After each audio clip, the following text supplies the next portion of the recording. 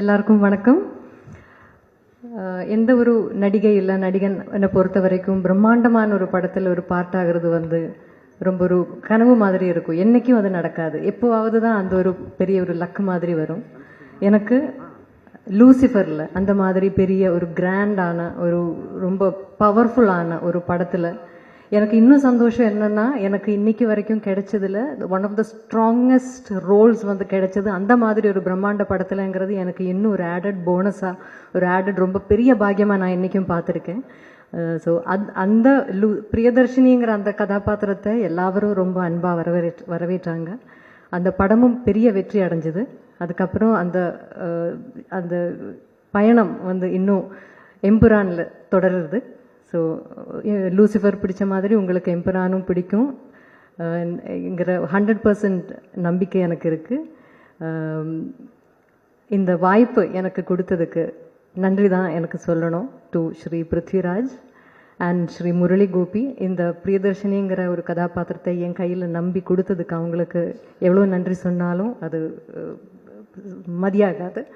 அப்புறம் இந்த படம் இந்த ஒரு படத்துக்கு தேவையான ஸ்கேல் எவ்வளவு, அந்த ஸ்கேல் எந்த லிமிட்டேஷனுமே இல்லாமல் கொடுத்த இதோட ப்ரொடியூசர்ஸ் ஆண்டனி சார், அதுக்கு கோகுலம் கோபாலன் சார், லைக்கா, இவங்க எல்லாரோடையும் சப்போர்ட் இதுக்கு ரொம்ப பெருசு. And the entire cast and crew of the film and of course above all respected Lalettan கூட நான் கொஞ்சம் படம் தான் பண்ணியிருக்கேன். பட் இருந்தாலும் ஒவ்வொரு படத்துல இருக்கிற கதாபாத்திரமும் அவ்வளோ நோட்டபுளாக ரொம்ப எல்லாருக்கும் ரொம்ப பிடிச்ச ஒரு கேரக்டர்ஸ் தான். லாலேட்டன் கூட எனக்கு பெர்ஃபார்ம் பண்ணுறதுக்கான வாய்ப்பு கிடைச்சிருக்கு.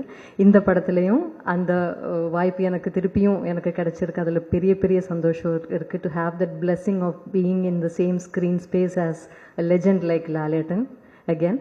ஸோ உங்களுக்கு எல்லாருக்கும் இந்த படம் பிடிக்குங்கிற நம்பிக்கையில் wishing you all the best and I hope you all enjoy the films in theatres from the 27th of March. Thank you so much. Thank you.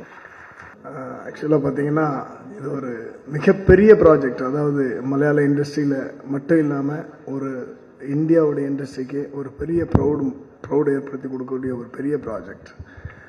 இந்த லூசிஃபர் முதல்ல பண்ணுறப்போ எந்தவித பயமும் இல்லை, எந்தவித எக்ஸ்பெக்டேஷனும் இல்லாமல் சாதாரணமாக பண்ணிட்டோம். பிருத்திவிராஜ் சார் கூட சும்மா சாதாரணமாக சொன்னாங்க, நம்ம சார் நானே அப்படி டைரக்ஷனுக்கு வந்துட்டேன் அப்படி சொன்னாங்க. பட் அந்த படம் ரிலீஸ் ஆனதுக்கப்புறம் அது ஏற்படுத்தின ஒரு தாக்கம் மலையாள இண்டஸ்ட்ரி, கேரளா இண்டஸ்ட்ரி மட்டும் இல்லாமல் இந்தியா முழுக்க ஒரு பெரிய இம்பேக்ட் ஏற்படுத்தி செகண்ட் பார்ட் எம்புரான் அப்படின்னு சொல்கிறப்போ கண்டிப்பாக பெரிய ஒரு எக்ஸ்பெக்டேஷனோடு தான் இது ஆரம்பித்தது. இந்த படம் தொடங்கி கொஞ்ச நாள் கழித்து பிருத்திவிராஜ் சார் ஒரு நாள் ஃபோன் பண்ணியிருந்தாங்க எனக்கு, மாஸ்டர் நான் உங்கள்கிட்ட கதை சொல்லிட்டேன், பட் இருந்தாலும் என்னால் நைட்லலாம் தூங்க முடியல மாஸ்டர் எனக்கு அப்படின்னு சொன்னாங்க. எனக்கு இன்றைக்கி மறக்க முடியலை. ஏன்னா அவ்வளோ ரெஸ்பான்சிபிளான ஒரு டைரக்டர். நான் நிறைய தடவை ஸ்பாட்லேயே சொல்லியிருக்கிறேன். எனக்கு தெரிஞ்சு அவர் வீட்டில் நடந்து நடந்து நடந்து நடந்து ஃப்ளோர்லாம் தேஞ்சிருக்கும். அவ்வளோ தூரம் ஷார்ட்டெல்லாம் யோசித்து எழுதியிருக்கிறதே. நான் பெரிய ஃபேன்னு கூட சொல்லிட்டேன், உங்கள் டைரக்ஷனுக்கு நான் பெரிய ஃபேன்னு. ஏன்னா தான் எழுதுனதை ஒரு பெரிய முரளி கோபி சார் எழுதின ஒரு ரைட்டிங்கை அப்படியே படத்தில் கொண்டு வரணும் அப்படின்னு நினைக்கிறது வெகு சில டைரக்டர் தான். அதில் பிருத்திவிராஜ் சார் முழு முயற்சி இறங்கி அதில் வெற்றி பெற்றிருக்காரு. இதுக்கு ஃபுல்லாக ஒரு பெரிய இவ்வளோ பெரிய பட்ஜெட், அதாவது நிறைய படங்கள் எடுத்துடலாம் மலையாள இண்டஸ்ட்ரியில். அவ்வளோ பெரிய பட்ஜெட் ஓப்பன் பண்ணி கொடுத்த ஆண்டனி பெரும்பாவூர் சார்,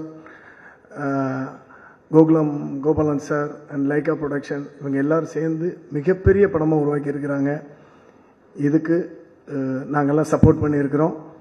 நான் லால் சார் பற்றி பெருசாக சொல்லணும். என்னென்னாச்சுன்னா நிறைய நிறைய நிறைய விஷயங்கள் அவர் நிற்கிறதுலேருந்து நடக்கிறதுலேருந்து நான் ஒரு ஃபேன் பாயாக தான் அவரை பார்த்துருந்தேன்.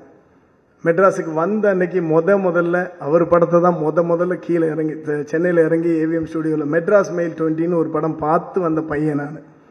இன்றைக்கி அவங்களுக்கு நான் கோரியோகிராஃப் பண்ணியிருக்கிறோம். இந்த படத்தில் போன படத்தில் நீங்கள் என்னெல்லாம் ரசிச்சிங்களோ அதை விட இன்னும் மென்மேலும் ரசிப்பீங்க. கண்டிப்பாக உங்களை அந்த படம் டிசப்பாயிண்ட் பண்ணாது. எல்லாரும் 27th தியேட்டரில் பாருங்கள். All the best. தேங்க்யூ.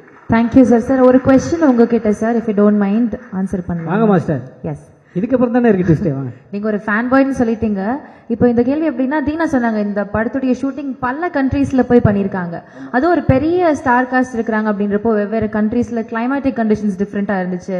ஒவ்வொரு ஸ்னோ ஃப்ளட் எல்லாம் நீங்க போய் இது பண்ணிட்டு வந்திருக்கீங்க. ஸோ எந்த ஃபைட் எந்த இடத்துல ஷூட் பண்றப்போ ரொம்ப சேலஞ்சிங்கா இருந்தது, மறக்க முடியாத ஒரு அனுபவமா இருந்தது என்ன சார்? லடாக் நாங்கள் போகும்போது பார்த்தீங்கன்னா நல்லா வெயில் அடிச்சிட்டு இருந்துச்சு ஃபர்ஸ்ட் டே. செகண்ட் டே பார்த்தீங்கன்னா அப்படியே ஸ்னோ ஃபுல்லாக கொட்டிடுச்சு. பட் டைரக்டர் சார் வேணும்னது என்னாச்சுன்னா ஃபுல்லாக வெயிலில் தான் எடுக்கணும் அப்படின்னு எடுத்திருந்தது. அங்கே போனால் ஃபுல்லாக ஸ்னோ கொட்டிடுச்சு. ஒரு 3-4 டேஸ் எல்லாருமே ரூமில் தான் உட்காந்துருந்து அப்புறம் அங்கே கிடச்சது சாப்பிட்டுட்டு அப்படி 3-4 டேஸ் வெயிட் பண்ணி ஹோல் க்ரூஸ்னால் சும்மா குறைச்சலான ஆளுங்க கிடையாது. நிறைய ஃபாரினர்ஸ் வந்திருந்தாங்க, நிறைய வெஹிக்கிள் வந்துருந்துச்சு. ஸோ இதெல்லாம் வச்சு ஒரு 1 வீக் ஆல்மோஸ்ட் வெயிட் பண்ணி அதுக்கப்புறம் லைட் வந்ததுக்கப்புறம் தான் அதை எடுத்தோம். அதுதான் பயங்கர சேலஞ்சிங்காக இருந்துச்சு.